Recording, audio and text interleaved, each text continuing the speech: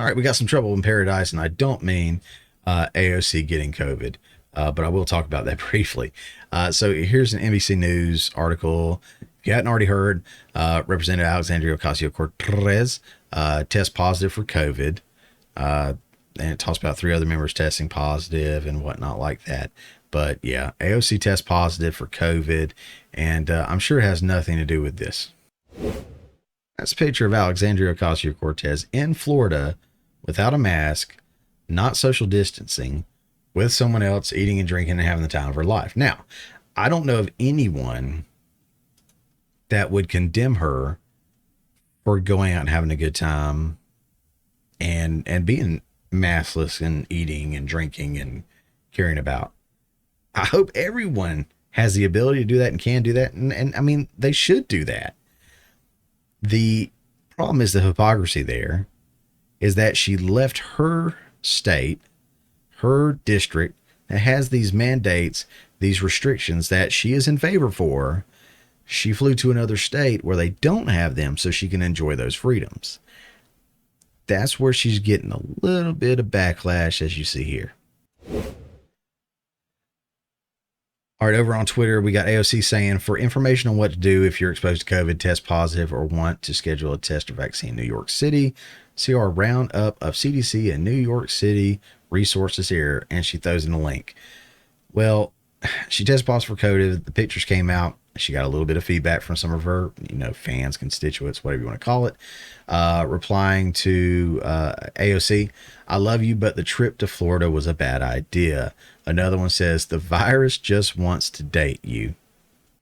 If you don't know what that's in reference to, AOC has on occasion, more than once, said that the media or Republicans that are always talking about her are just doing it because they want to date her. Now, don't get me wrong. I've seen videos and images of her, and she's not the ugliest thing. She's kind of goofy looking to a degree, but then she's not the ugliest thing out there. She's an attractive girl, and maybe she's got that kind of whatever, that air about her.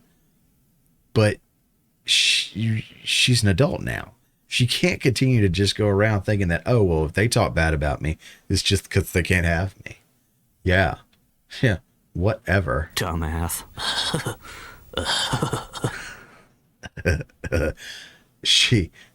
Here's another one. Some people are dumb. Really? Yeah. So to say that is coming back together. That one comment that the virus just wants to date her is just a mock to that. But I mean, it's something that she said on numerous occasions that people, representatives of Republicans, whatever, they just want to date her. It's stupid, and quite frankly, she may be too.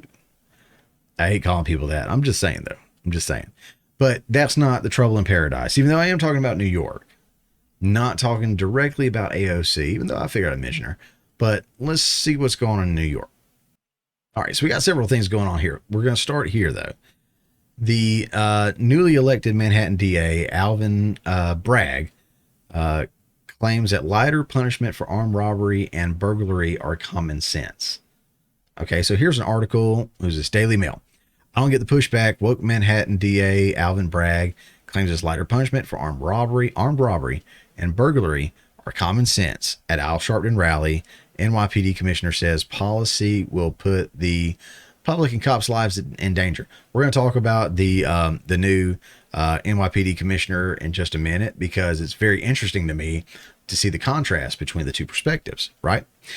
So newly elected Manhattan DA Alvin Bragg defended his policies that would bring lighter punishments for armed robbery and burglary. Bragg sent out a memo Monday instructing his office to downgrade burglary, carrying a weapon, and drug dealing from felony charges. For real. He also told Manhattan prosecutors to stop prosecuting low-level offenses and to use prison as a last resort as part of his sweeping criminal justice reform. He claimed his changes would marry fairness and safety, and that he did not understand the criticism he was facing. And we'll get to NYPD Commissioner in a minute. All right, so he doesn't understand why he's getting pushback by wanting to downgrade the criminality of certain crimes, the punishment for certain crimes, for drug charges, for violent weapon charges.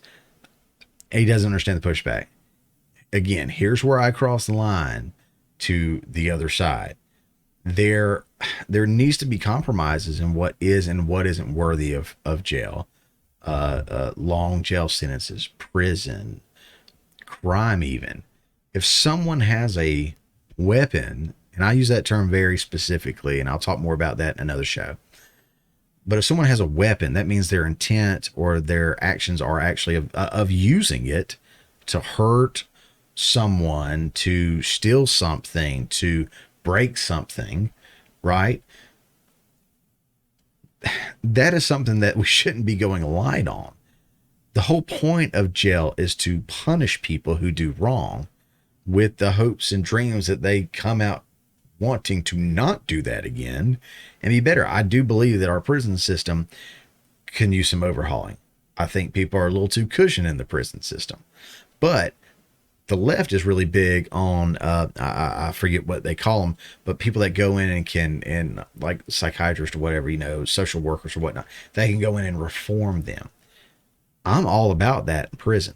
If they go to jail, that should be part of their jail sentence is that reform, a class, sitting down and having the conversation. I'm cool with that. I think that's great, but they still need to do the time if they do the crime. I know that's cliche, but the whole idea is get them off streets.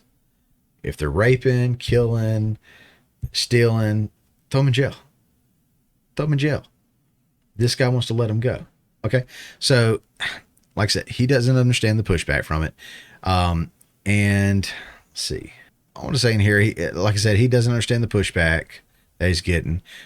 There's the newly appointed Commissioner Keechant Sewell. We'll talk about her in a minute.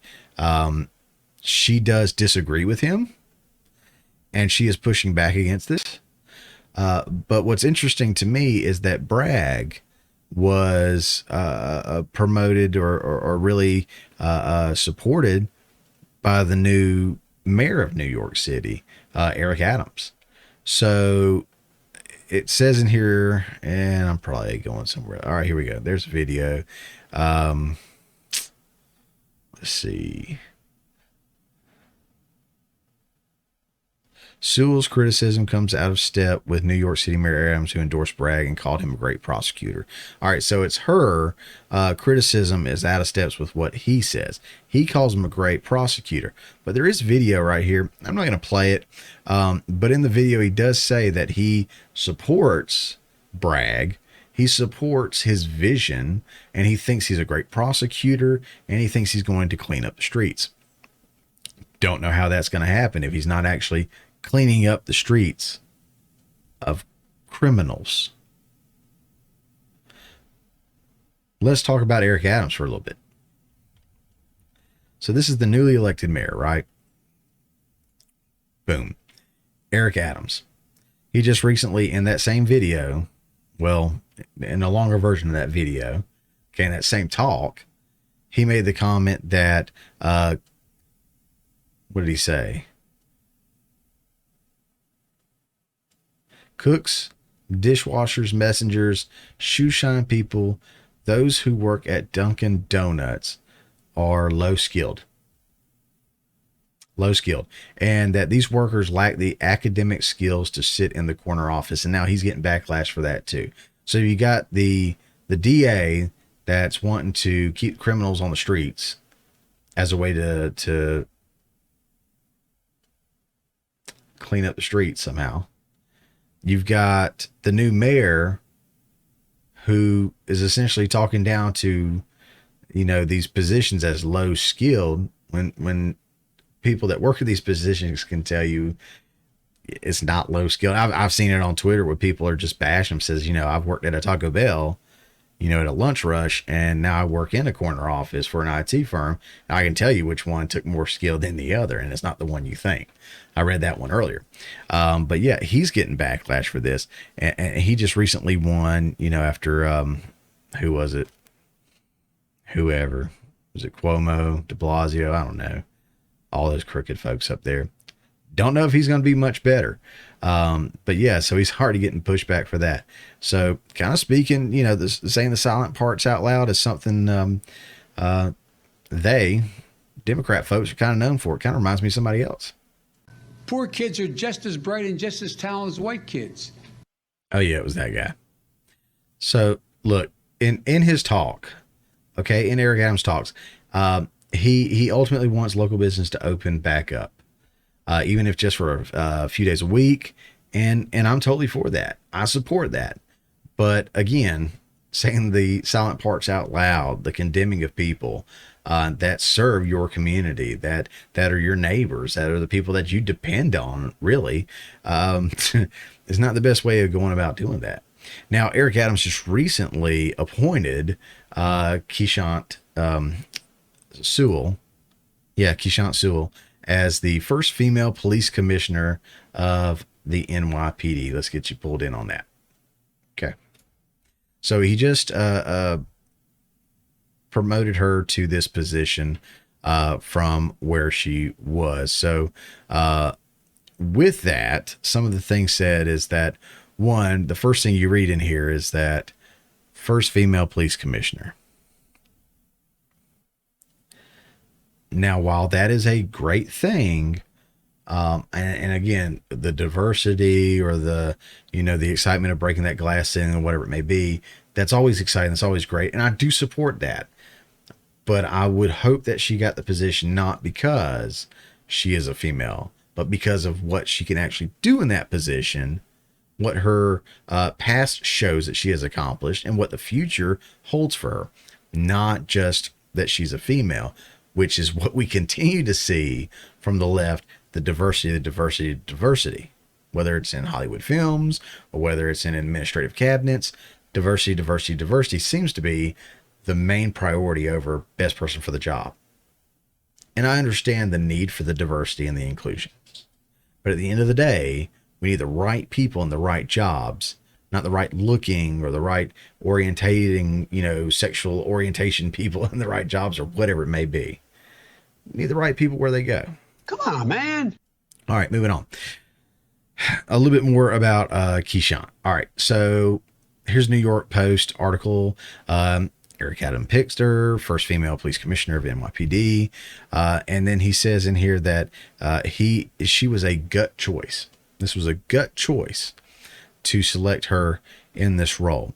And he says she has emotional intelligence. Where's it at? The surprise choice of the 49-year-old from Long Island who has led just 351 uniformed officers for the past 15 months was a gut choice for Adams. Sources say he had favored her for months since the hunt began for the next leader of the largest police force in the country with more than 52,000 members. So she's going from 351 to 52,000. Adams, a former NYPD captain, has long said he would appoint a woman to the post. See, there you go. Again, if she can do it, that's fine. That's awesome. But if the priorities are what's between someone's legs, or the amount of melanin or pigmentation of someone's skin, or who they want to go to bed with at night, then we're kind of going about it the wrong way. It's not just my opinion. A lot of people feel this way. And we've got to get back to the right person for the right job. Okay? But going on, it talks about her emotional intelligence. Adams was keen on the emotional intelligence Sewell showed during the grueling interview process that capped off with an hours-long mock press conference about the shooting of an apparently unarmed black man by a white police officer. So she had to do a mock press conference in this interview, and of course, for the topic, they picked an unarmed black man being shot by a white officer. Sewell projected a calm confidence and ability to connect with the community during the pretend scenario, an Adams source told the Post. So, it's different when you're I don't know if it's punching up or fighting the power or the whatever it may be, but you know, in some other scenarios, had the scenario itself been different, there may have been some backlash for that, but no one's going to have a problem with this. No one's going to have a problem with this. So she's the former Nassau County Chief of Detectives.